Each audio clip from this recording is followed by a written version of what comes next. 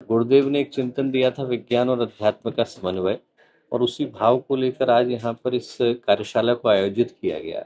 आज के समय की सबसे बड़ी आवश्यकता भी है, आज के समय की सबसे बड़ी चुनौती भी है।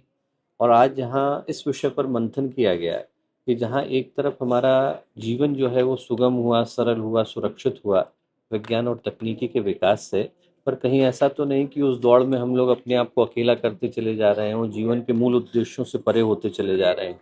तो आज यहाँ पर हम लोगों का सौभाग्य है कि फ्यूचर फॉर लाइफ इंस्टीट्यूट, जो कि दुनिया की सबसे प्रतिष्ठित संस्थाओं में से एक है, इंटर पार्लियामेंट्री यूनियन, इन सबके संयुक्त तत्वावधान में दुनिया के 20 से ज़्यादा देशों के अच्छे से अच्छे एक्सपर्ट, जैसे स्काइप के फाउंडर हैं, यूसी बर्कले के हेड हैं, ऐसे प्रतिष्ठित विद्वानों का आगमन यहाँ हरिद्वार की पुण्य भूमि पर हुआ।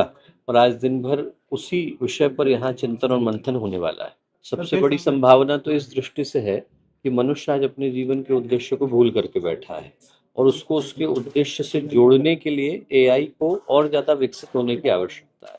जो आज का चिंतन है वो इस दृष्टि से है कि जिस तरीके से विज्ञान का विकास होता चला जा रहा है, उस दौड़ में हम लोग बाहर तो आगे भाग रहे हैं, कहीं ऐसा तो नहीं कि हम लोग अपनी ही जिंदगी में, अपने ही जीवन में सिमटते चले जा रहे हो।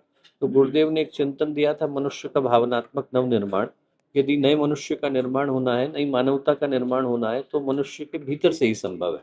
तो इंसान के भीतर शांति, समुन्नति, तुष्टि, इसका अभ्युदय हो, इस दृष्टि से हम लोग मिलकर के काम कर रहे हैं। आज जो भारत के एआई मिशन के हेड है, उनने परिचय भी कराया कि भारत का जितना ज्ञान है वो एक प्लेटफॉर्म पर लाया गया है। धीरे धीरे उनके साथ मिलकर के ऐसी अन्य योजनाओं पर कार्य करने की व्यवस्था बन रही है। ऑलरेडी हम लोग महसूस कर सकते हैं, पेंगम लैब का आंकड़ा उठा करके देख सकते हैं, 60,000 articles that are being published in the newspaper nowadays every day are being written by the AI।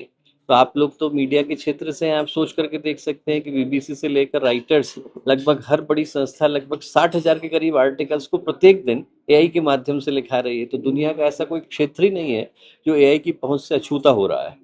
तो ऐसे में तो क्रियात्मकता, मौलिकता, रचनात्मकता, तीनों को ही सुरक्षित करने की आवश्यकता। 300 मिलियन जॉब अकेले यूएस और यूरोप में जा रही हैं, ऐसा आने वाले समय का एस्टिमेशन है।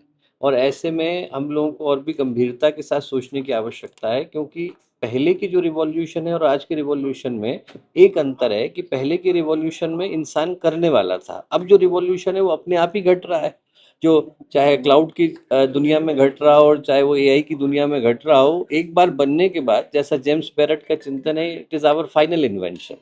हम लोगों ने अंतिम आविष्कार कर दिया, अब इसके बाद के जितने आविष्कार है वो संभवतः यही करने वाला है। तो ऐसे में और ज्यादा गंभीरता के साथ सोचने की आवश्यकता। Their transformation is the need of the hour and we all need to think about it. इसीलिए आज का चिंतन है कि एआई के जो इम्पैक्ट है वो बाकी की सारी विधाओं पर पड़ ही रहे हैं, सोशियोलॉजी पे, साइकोलॉजी पे, एंथ्रोपोलॉजी पर, हमारे समाज विज्ञान पर, मनुष्य के मन के ऊपर।